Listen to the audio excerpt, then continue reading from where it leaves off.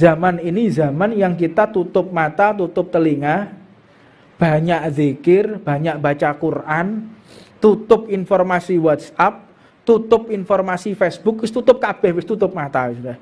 Ini enggak tahu nih yang benar siapa, yang salah siapa enggak tahu. Tutup mata, tutup telinga, banyak zikir, banyak puasa, nunggu Imam Mahdi datang sudah. Ini sampai seperti itu zaman ini. Enggak ada kebenaran apa yang harus dilakukan, bingung semua. Nabi Muhammad SAW pun mengatakan, al-khilafatu ba'di salasuna sanatin. Masa kekhilafan sepeninggalku ini selama 30 tahun. Wis tidak ada lagi.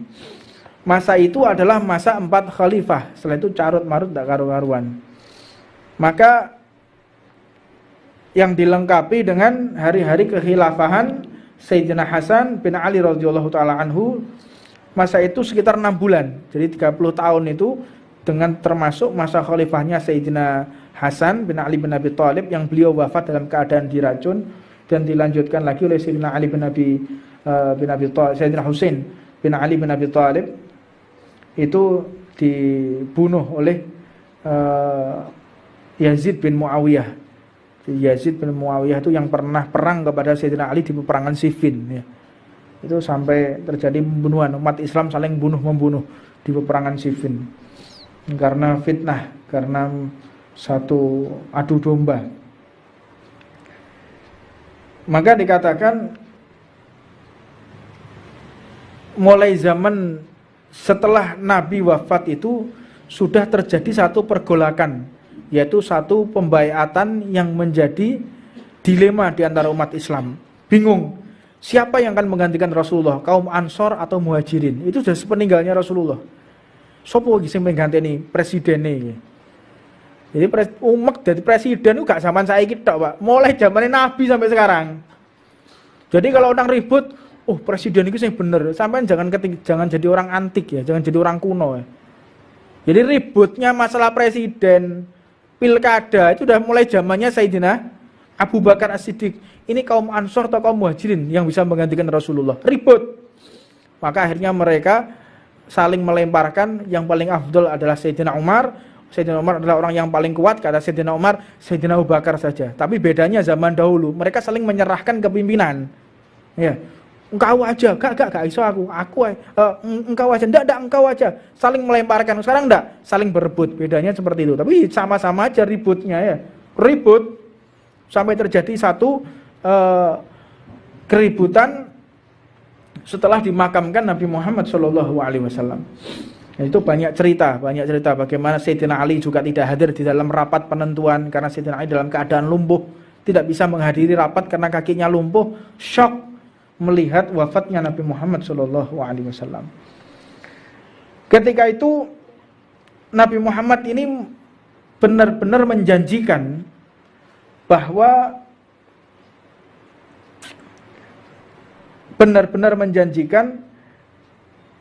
kepada Sayyidina Hasan, yang mana Nabi Muhammad mengatakan inna ibni hadza sayyidun. Jadi Sayyidina Hasan itu sudah diberikan bisyarah oleh Rasulullah SAW. Sesungguhnya anakku ini adalah seorang pemimpin.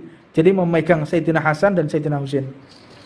Inna ibni hadza sayyidun. Sesungguhnya kedua putraku ini Sayyidina Hasan dan Sayyidina Husain adalah seorang pemimpin. Wa la'allallahu an yusliha bihi baina fi'atain azimatain minal muslimin. Semoga dengannya Allah mendamaikan dua golongan besar dari kaum muslimin.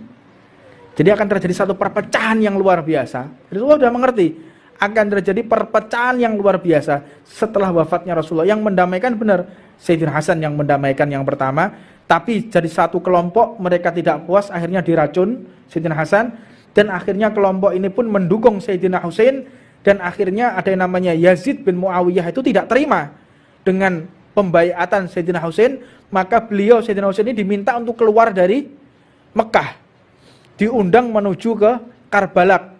Karbala itu di Irak, di Iran. Menuju ke Karbala. Ketika menuju ke Karbala, dilihat di situ, kata Sayyidina Husain, benar, aku menuju ke Karbala karena malamnya sudah bermimpi beliau itu akan disembelih. Jadi malamnya sudah bermimpi, beliau itu akan bertemu dengan Rasulullah. Jadi ketika beliau mau mendatangi rapatnya pembaiatan yang pasti beliau itu akan dikhianati, beliau membawa dengan 70 keluarganya. Jadi 70 keluarganya Sayyidina Husain dibawa semua. Termasuk dari Sayyidina Hasan. Jadi banyak yang mirip wajahnya dengan Rasulullah. Ini sedikit kita ceritakan, ya inilah sejarahnya para habaib ya. Mereka itu tidak akan pernah gentar, tidak akan pernah takut dan gak kedonyan.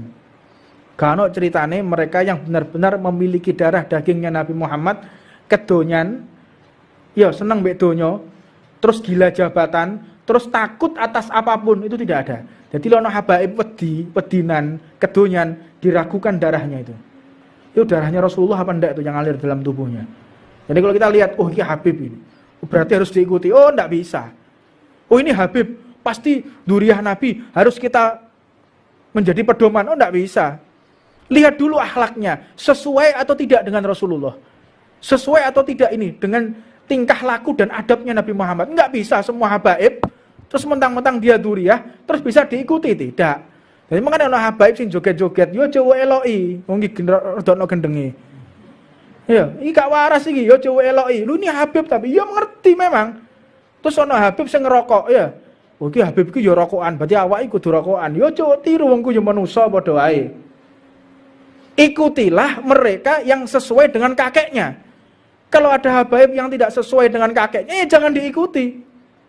Siapapun dia, mau surbannya sakban Vespa gak urusan. Mau jubahe kayak Batman ya wis gak urusan. Ini sesuai gak akhlaki Nabi Muhammad.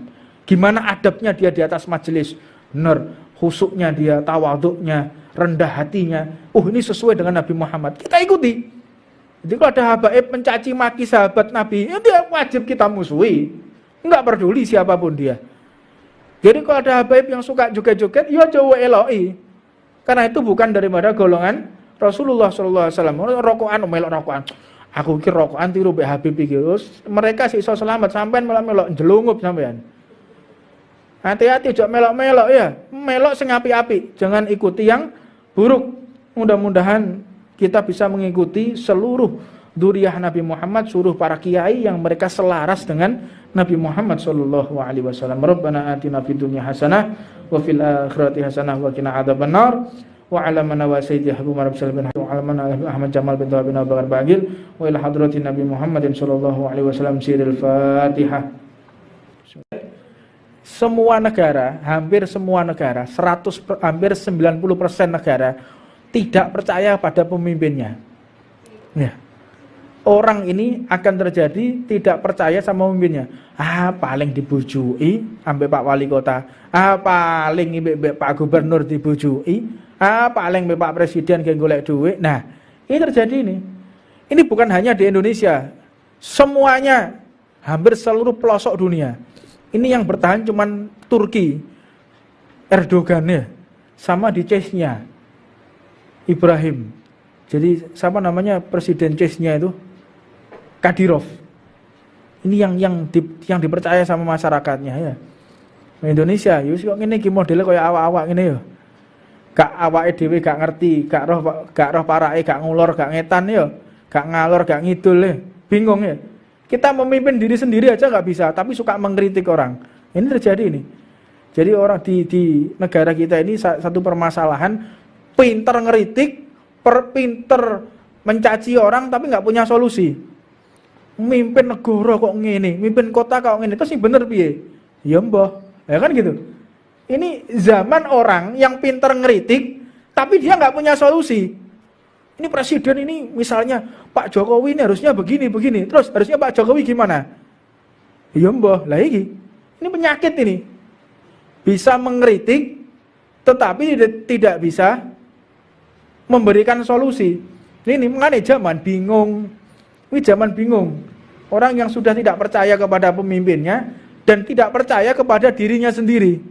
Terus yang benar siapa lagi? Ya wallahu a'lam. Kata Nabi Muhammad, akan datang suatu masa yang para ulama sendiri bingung mau ngapain. Kiai ini lo bingung. Terus piye yai? Mbah wis. Terus apa yang harus kita lakukan? Wis ngenteni ajal wae nang omah. Sampai kayak begitu. Jadi Al-Imamul Al-Hawi, beliau itu menuliskan dalam satu qasaidnya, zaman ini zaman yang kita tutup mata, tutup telinga, banyak zikir, banyak baca Quran, tutup informasi WhatsApp, tutup informasi Facebook, tutup kabeh, tutup mata sudah. Ini tidak tahu nih yang benar siapa, yang salah siapa, tidak tahu. Tutup mata, tutup telinga, banyak zikir, banyak puasa, nunggu Imam Mahdi datang sudah. Ini sampai seperti itu zaman ini. Nggak ada kebenaran apa yang harus dilakukan, bingung semua. Nabi Muhammad SAW pun mengatakan, al-khilafatu ba'di salasuna sanatin. Masa kekhilafan sepeninggalku ini selama 30 tahun. Wis, tidak ada lagi. Masa itu adalah masa 4 khalifah. Setelah itu carut marut tidak karu-karuan. Maka yang dilengkapi dengan hari-hari kekhilafahan Sayyidina Hasan bin Ali radhiyallahu taala anhu, masa itu sekitar 6 bulan. Jadi 30 tahun itu dengan termasuk masa khalifahnya Sayyidina Hasan bin Ali bin Abi Thalib yang beliau wafat dalam keadaan diracun, dan dilanjutkan lagi oleh Sayyidina Ali bin Abi Thalib, Sayyidina Husain bin Ali bin Abi Thalib itu dibunuh oleh Yazid bin Muawiyah. Yazid bin Muawiyah itu yang pernah perang kepada Sayyidina Ali di peperangan Siffin ya. Itu sampai terjadi pembunuhan, umat Islam saling bunuh-membunuh di peperangan Siffin karena fitnah, karena satu adu domba. Maka dikatakan mulai zaman setelah Nabi wafat itu sudah terjadi satu pergolakan, yaitu satu pembaiatan yang menjadi dilema di antara umat Islam. Bingung, siapa yang akan menggantikan Rasulullah, kaum Ansor atau Muhajirin? Itu sudah sepeninggalnya Rasulullah. Sopo sing mengganteni presidennya? Jadi umek dari presiden itu gak zaman saya kita, Pak. Mulai zamannya Nabi sampai sekarang. Jadi kalau orang ribut, oh presiden itu yang bener, sampai jangan jadi orang antik ya, jangan jadi orang kuno ya. Jadi ributnya masalah presiden, pilkada itu udah mulai zamannya Sayyidina Abu Bakar As-Siddiq. Ini kaum Ansor atau kaum Muhajirin yang bisa menggantikan Rasulullah. Ribut. Maka akhirnya mereka saling melemparkan, yang paling afdol adalah Sayyidina Umar. Sayyidina Umar adalah orang yang paling kuat, kata Sayyidina Umar, Sayyidina Abu Bakar saja. Tapi bedanya zaman dahulu, mereka saling menyerahkan kepimpinan. Ya. Engkau aja, gak iso aku engkau aja, enggak engkau aja, saling melemparkan. Sekarang enggak, saling berebut, bedanya seperti itu. Tapi sama-sama aja ributnya ya, ribut sampai terjadi satu keributan setelah dimakamkan Nabi Muhammad SAW. Itu banyak cerita bagaimana Sayyidina Ali juga tidak hadir di dalam rapat penentuan karena Sayyidina Ali dalam keadaan lumpuh, tidak bisa menghadiri rapat karena kakinya lumpuh, syok melihat wafatnya Nabi Muhammad SAW.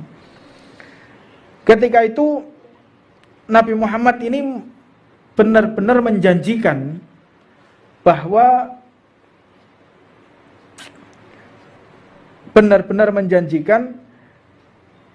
kepada Sayyidina Hasan, yang mana Nabi Muhammad mengatakan inna ibni hadza sayyidun. Jadi Sayyidina Hasan itu sudah diberikan bisyarah oleh Rasulullah SAW. Sesungguhnya anakku ini adalah seorang pemimpin. Jadi memegang Sayyidina Hasan dan Sayyidina Husain. Inna ibni hadza sayyidun. Sesungguhnya kedua putraku ini, Sayyidina Hasan dan Sayyidina Husain, adalah seorang pemimpin. Wa la'allallahu an yusliha bihi baina fi'atain 'azimatain minal muslimin. Semoga dengannya Allah mendamaikan dua golongan besar dari kaum muslimin. Jadi akan terjadi satu perpecahan yang luar biasa. Rasulullah sudah mengerti akan terjadi perpecahan yang luar biasa setelah wafatnya Rasulullah. Yang mendamaikan benar Sayyidina Hasan yang mendamaikan yang pertama, tapi jadi satu kelompok mereka tidak puas, akhirnya diracun Sayyidina Hasan, dan akhirnya kelompok ini pun mendukung Sayyidina Husain, dan akhirnya ada yang namanya Yazid bin Muawiyah itu tidak terima dengan pembaiatan Sayyidina Husain, maka beliau Sayyidina Husain ini diminta untuk keluar dari Mekah, diundang menuju ke Karbala. Karbala itu di Irak, di Iran. Menuju ke Karbala. Ketika menuju ke Karbala, dilihat di situ, kata Sayyidina Husain, benar, aku menuju ke Karbala. Karena malamnya sudah bermimpi, beliau itu akan disembelih.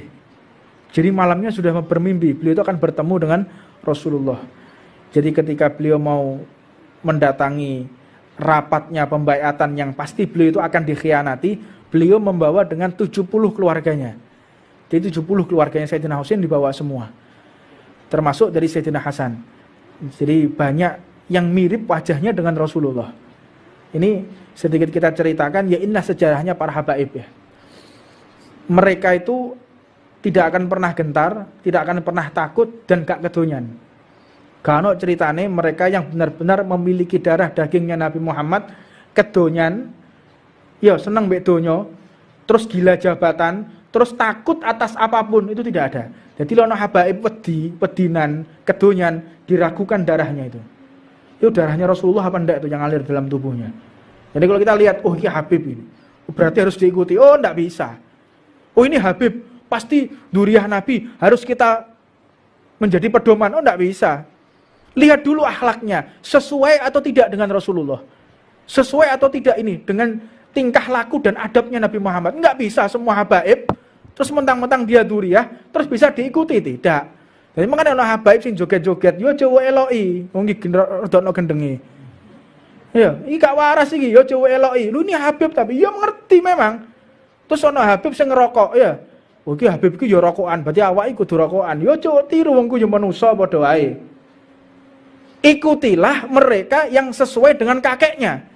Kalau ada habaib yang tidak sesuai dengan kakeknya, ya jangan diikuti. Siapapun dia, mau surbannya sakban Vespa gak urusan. Mau jubai kayak Batman ya wis gak urusan. Ini sesuai gak akhlaki Nabi Muhammad. Gimana adabnya dia di atas majelis? Benar, khusuknya dia, tawaduknya, rendah hatinya. Ini sesuai dengan Nabi Muhammad. Kita ikuti. Jadi kalau ada habaib mencaci maki sahabat Nabi, itu wajib kita musuhi. Enggak peduli siapapun dia. Jadi kalau ada habaib yang suka joget-joget, ya coba eloi. Karena itu bukan daripada golongan Rasulullah SAW. Rokokan, melok rokokan. Aku kira rokokan tiru be Habib iki.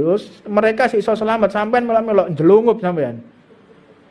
Hati-hati jok melok-melok ya. Melok sing apik-apik, jangan ikuti yang buruk. Mudah-mudahan kita bisa mengikuti seluruh duriah Nabi Muhammad, seluruh para kiai yang mereka selaras dengan Nabi Muhammad sallallahu alaihi wasallam. Rabbana atina fid dunya hasanah wa fil akhirati hasanah wa qina adzabannar. Wa ala man wa sayyidi Habib Umar bin wa ala man Ahmad Jamal bin Tawab bin Abu Bakar Bagil wa ila hadratin Nabi Muhammadin sallallahu alaihi wasallam siril Fatihah. Bismillahirrahmanirrahim. Alhamdulillahi rabbil alamin. Hamdan li rabbi khassana bi Muhammadin wa anqadana min dhulmati jahli wa dayajiri. Alhamdulillahilladzi hadana bi'abdihil mukhtari man da'ana ilaihi bil idni wa qad nadana labaika ya man dallana wa hadana. Allahumma salli wa sallim ala sayyidina Muhammadin nurika sari wa madadikal jari wa jma'na ya Allah biha fi kulli atwari wa ala alihi wa sahbihi ya nur. Subhanaka la ilma lana illa ma 'allamtana innaka antal alimul hakim. Rabbi shrah li sadri wa yassir li amri wahlul 'uqdatam min lisani yafqahu qawli. Assalamualaikum warahmatullahi wabarakatuh. Sebagaimana kita telah membaca di minggu yang lalu nasihat-nasihat yang ditujukan untuk para penguasa, yang ditujukan untuk mereka yang memimpin. Fasal ini dilanjutkan dengan cerita Sayyidina Ali bin Abi Thalib karamallahu wa ajha. Sayyidina Ali bin Abi Thalib karamallahu wa ajha, beliau ini memiliki julukan karamallahu wa ajha itu dikarenakan tidak pernah melihat auratnya sama sekali. Bahkan di dalam satu riwayat diceritakan ketika Sayyidina Ali ini lahir, posisi bayi itu dalam keadaan mengkurep. Jadi bukan dalam keadaan melumah begitu, tapi mengurep. Ketika mohon maaf apabila saya terlalu tajam menceritakannya, bahkan tidak melihat mohon maaf yang keluar dari tubuh beliau. Jadi tidak melihat kemaluan ibunya pun. Jadi sampai sebegitunya dipersiapkan oleh Allah. Ketika beliau lahir itu langsung dalam keadaan melumah ya. Biasanya bayi kan dalam keadaan melumah ya biasanya. Ini tengkurap agar tidak melihat daripada aurat orang tuanya. Ini salah satu daripada karomah Sayyidina Ali bin Abi Thalib. Jadi sama sekali tidak pernah melihat aurat siapapun. Maka dijuluki dengan karamallahu wajha. Dan Sayyidina Ali ini memang luar biasa. Oleh Allah memang dipersiapkan untuk menjadi khalifah. Ketika ibunda beliau, ibunya Sayyidina Ali ini bernama Fatimah. Ibunya Sayyidina Ali itu namanya Fatimah. Jadi ketika beliau lahir, beliau ini ibunya Sayyidina Ali diriwayatkan tidak pernah bisa untuk sujud kepada berhala. Jadi semua keluarganya itu biasanya kalau pagi, siang, sore sujud kepada berhala. Tetapi tatkala mengandung Sayyidina Ali, ibunya itu setiap mau sujud kepada berhala, maka Sayyidina Ali menendang dalam perut ibunya, sehingga ibunya nggak bisa rukuk ataupun sujud kepada berhala. Ini salah satu karomah daripada Sayyidina Ali bin Abi Thalib. Karamallahu wajha wa nafa'anallahu bi'ulumihi fid dharain. Maka ketika beliau menjadi khalifah, tidak diragukan lagi kepemimpinan beliau. Sangat adil sekali. Makanya sampai-sampai setiap beliau membagikan harta, setelah selesai di lumbung itu selesai, maka beliau sholat di lumbung tersebut. Tujuannya agar menjadi saksi di dalam sholat tersebut. Ini satu pelajaran buat kita. Bumi dan seisinya ini menjadi hujah kita, menjadi bukti kita, kebaikan ataupun keburukan. Kalau kita melakukan kebaikan, berlaku adil, maka bebatuan, rumput, angin yang bertiup, daun yang kita lewati, semuanya mendoakan kita. Tetapi kalau sudah kita tidak adil di dalam satu kepemimpinan, khianat, tidak amanat, maka seluruh bebatuan, seluruh daun-daunan, seluruh benda mati akan mengutuk orang yang memimpin secara tidak adil. Fal iyadu billah min dzalik. Maka dalam satu diceritakan juga dalam satu kisah, yaitu Sayyidina Khalifah Umar bin Abdul Aziz rahimahullahu taala wa ardah.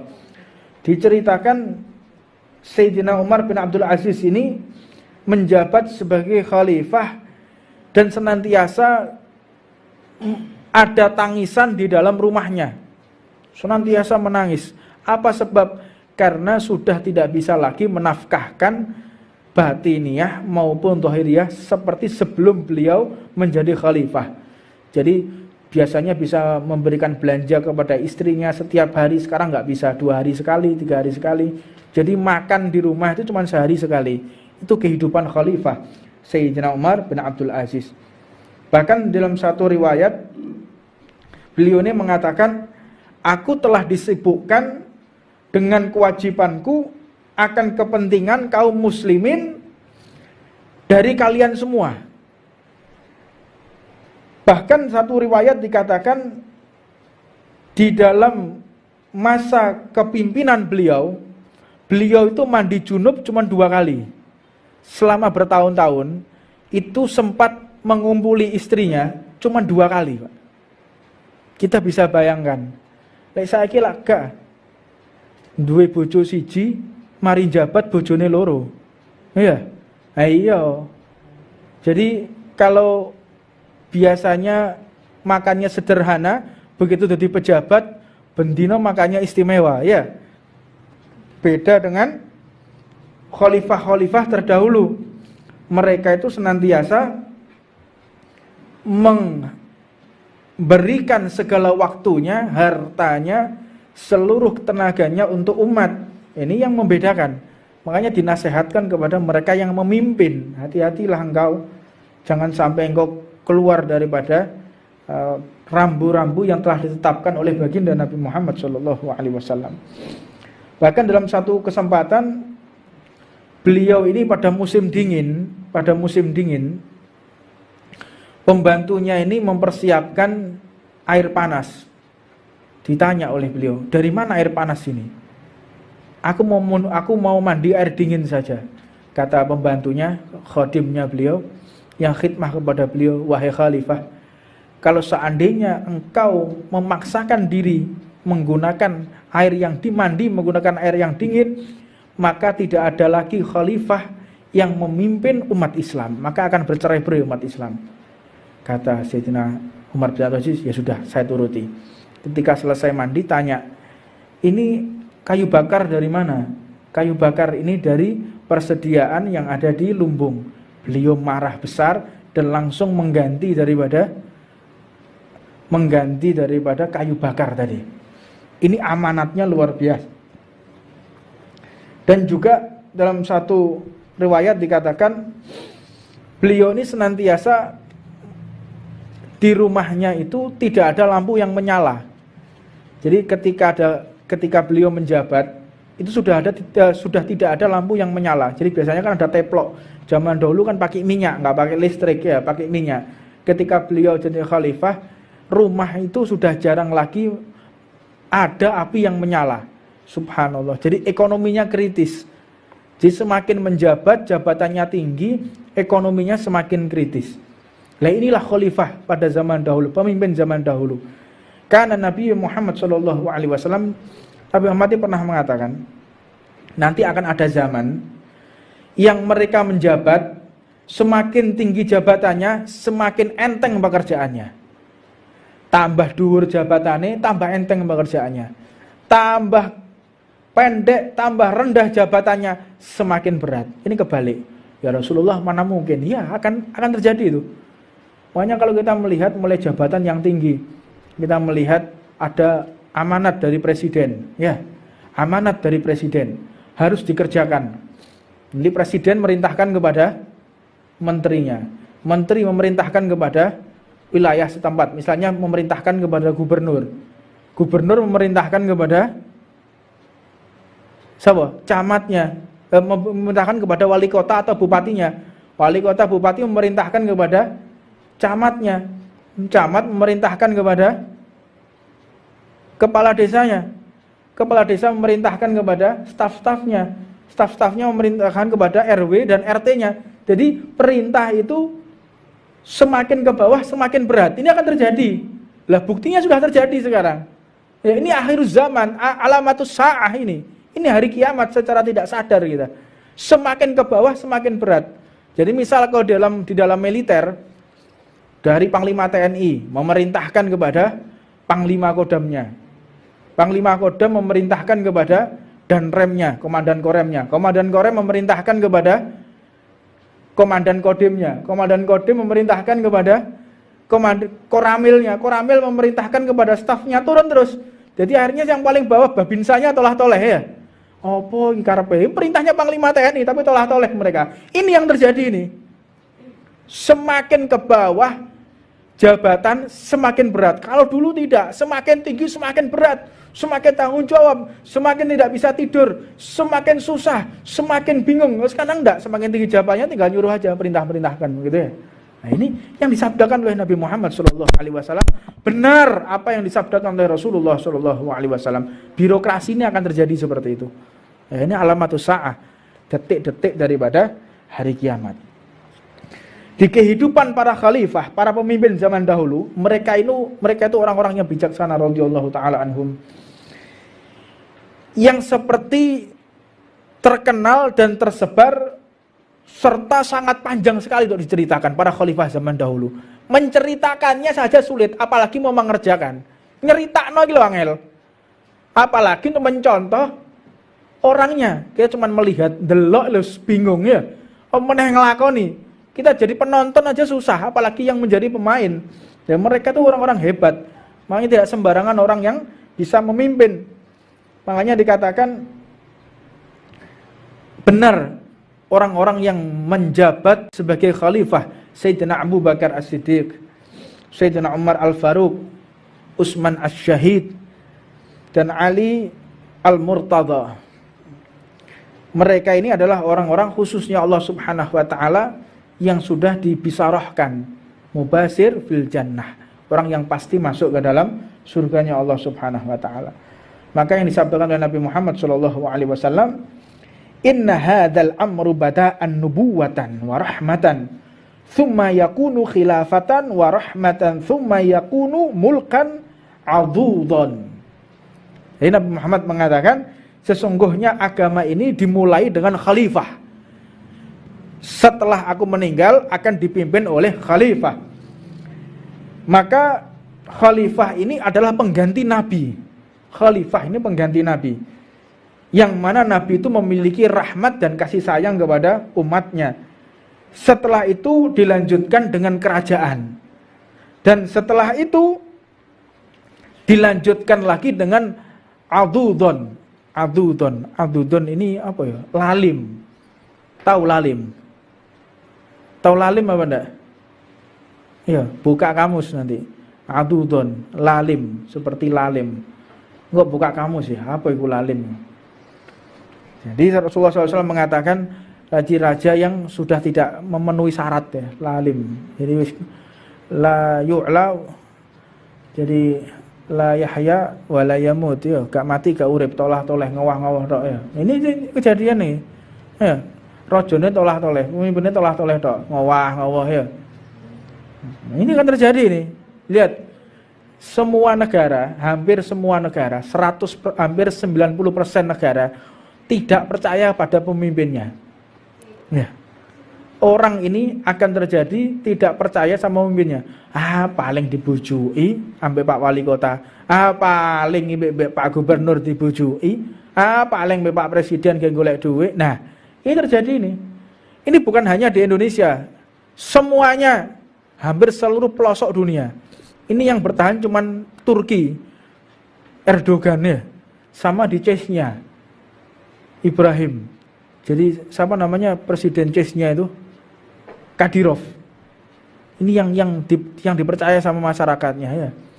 Indonesia, yus kok ngene iki modele kaya awak-awak ngene ya. Gak awake dhewe gak ngerti, gak roh parake, gak ngulur, gak ngetan ya, gak ngalor, gak ngidul ya. Bingung ya. Kita memimpin diri sendiri aja nggak bisa, tapi suka mengkritik orang. Ini terjadi ini.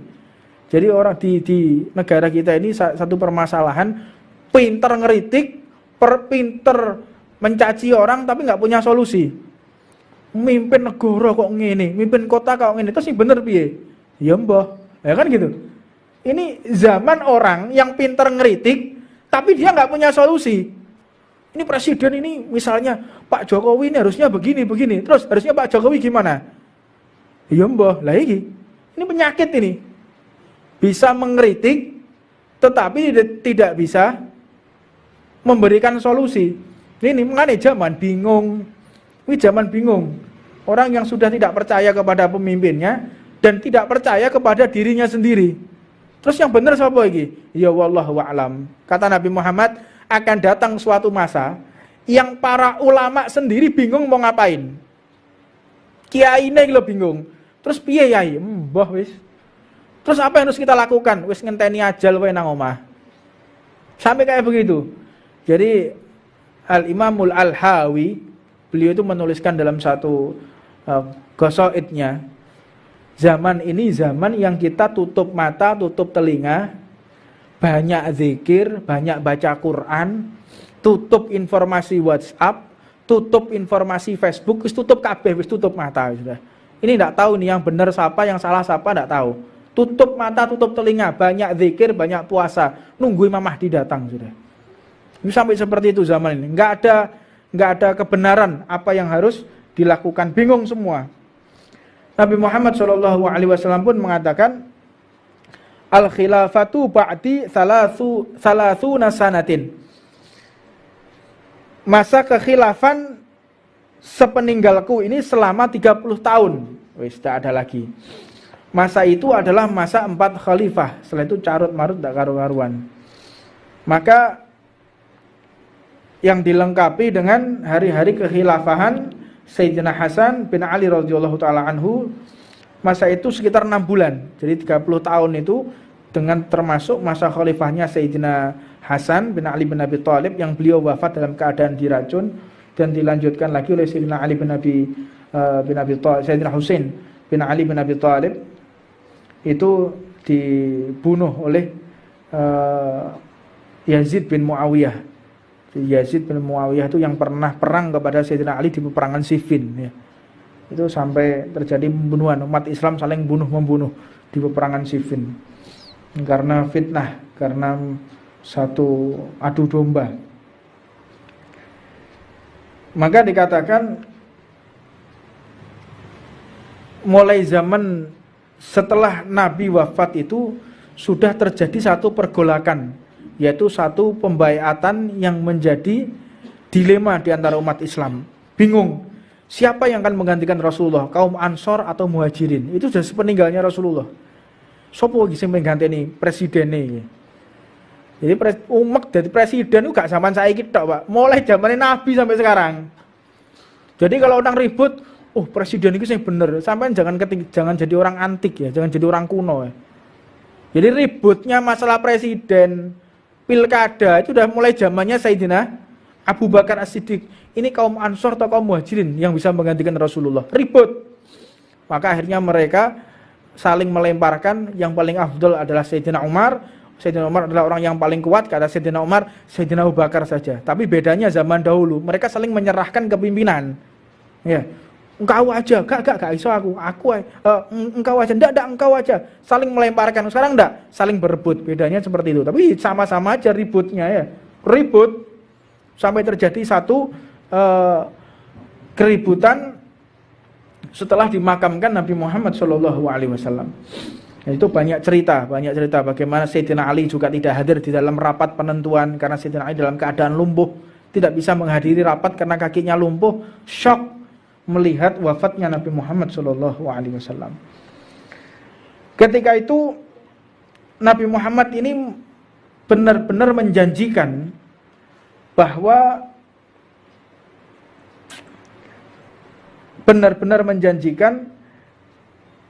kepada Sayyidina Hasan, yang mana Nabi Muhammad mengatakan inna ibni hadza sayyidun. Jadi Sayyidina Hasan itu sudah diberikan bisyarah oleh Rasulullah SAW. Sesungguhnya anakku ini adalah seorang pemimpin. Jadi memegang Sayyidina Hasan dan Sayyidina Husain. Inna ibni hadza sayyidun. Sesungguhnya kedua putraku ini Sayyidina Hasan dan Sayyidina Husain adalah seorang pemimpin. Wa la'allallahu an yusliha bihi baina fi'atain azimatain minal muslimin. Semoga dengannya Allah mendamaikan dua golongan besar dari kaum muslimin. Jadi akan terjadi satu perpecahan yang luar biasa. Jadi Allah sudah mengerti akan terjadi perpecahan yang luar biasa setelah wafatnya Rasulullah. Yang mendamaikan benar Sayyidina Hasan yang mendamaikan yang pertama, tapi jadi satu kelompok mereka tidak puas, akhirnya diracun Sayyidina Hasan. Dan akhirnya kelompok ini pun mendukung Sayyidina Husain. Dan akhirnya ada yang namanya Yazid bin Muawiyah itu tidak terima dengan pembaiatan Sayyidina Husain. Maka beliau Sayyidina Husain ini diminta untuk keluar dari Mekah, diundang menuju ke Karbala. Karbala itu di Irak, di Iran. Menuju ke Karbala. Ketika menuju ke Karbala, dilihat di situ, kata Sayyidina Husain, benar aku menuju ke Karbala. Karena malamnya sudah bermimpi beliau itu akan disembelih. Jadi malamnya sudah bermimpi beliau itu akan bertemu dengan Rasulullah. Jadi ketika beliau mau mendatangi rapatnya pembaiatan yang pasti beliau itu akan dikhianati, beliau membawa dengan 70 keluarganya. Jadi 70 keluarganya Sayyidina Husain dibawa semua, termasuk dari Sayyidina Hasan. Jadi banyak yang mirip wajahnya dengan Rasulullah. Ini sedikit kita ceritakan, ya inilah sejarahnya para habaib ya. Mereka itu tidak akan pernah gentar, tidak akan pernah takut dan gak kedonyan. Karena ceritane mereka yang benar-benar memiliki darah dagingnya Nabi Muhammad, kedonyan, ya seneng mbek donya, terus gila jabatan, terus takut atas apapun, itu tidak ada. Jadi lono habaib wedinan, kedonyan, diragukan darahnya itu. Itu darahnya Rasulullah apa enggak itu yang ngalir dalam tubuhnya. Jadi kalau kita lihat, oh ini Habib ini, berarti harus diikuti. Oh enggak bisa. Oh ini Habib, pasti duriah Nabi, harus kita menjadi pedoman. Oh enggak bisa. Lihat dulu akhlaknya, sesuai atau tidak dengan Rasulullah. Sesuai atau tidak ini dengan tingkah laku dan adabnya Nabi Muhammad. Enggak bisa semua habaib terus mentang-mentang dia duriah terus bisa diikuti, tidak. Jadi makanya ana habaib sing joget-joget yo aja eloki, wong iki rodokno gendenge. Ya, iki gak waras iki, yo aja eloki. Lu ini habib tapi yo ngerti memang. Terus ana habib sing ngerokok ya. Oh iki habib iki yo rokokan, berarti awake kudu rokokan. Yo aja tiru wong ku yo manusa padha wae. Ikutilah mereka yang sesuai dengan kakeknya. Kalau ada habaib yang tidak sesuai dengan kakeknya, ya jangan diikuti. Siapapun dia, mau surbannya sakban Vespa gak urusan. Mau jubahe kayak Batman ya wis gak urusan. Ini sesuai gak akhlaki Nabi Muhammad? Gimana adabnya dia di atas majelis? Benar, khusuknya dia, tawaduknya, rendah hatinya. Ini sesuai dengan Nabi Muhammad. Kita ikuti. Jadi kalau ada habaib mencaci maki sahabat Nabi, itu wajib kita musuhi. Enggak peduli siapapun dia. Jadi kalau ada habaib yang suka joget-joget, ya jauh eloi. Karena itu bukan daripada golongan Rasulullah SAW. Rokokan, melok rokokan. Aku kira rokokan tiru be Habib iki. Mereka sih iso selamat sampean melok-melok jelungup sampean. Hati-hati jok melok-melok ya. Melok sing api-api, jangan ikuti yang buruk. Mudah-mudahan kita bisa mengikuti seluruh dzurriyyah Nabi Muhammad, seluruh para kiai yang mereka selaras dengan Nabi Muhammad sallallahu alaihi wasallam. Rabbana atina fid dunya hasanah wa fil akhirati hasanah wa qina adzabannar. Wa ala man wa sayyidi Habib Umar bin wa ala man Ahmad Jamal bin Tawab bin Abu Bakar Bagil wa ila hadratin Nabi Muhammadin sallallahu alaihi wasallam siril Fatihah.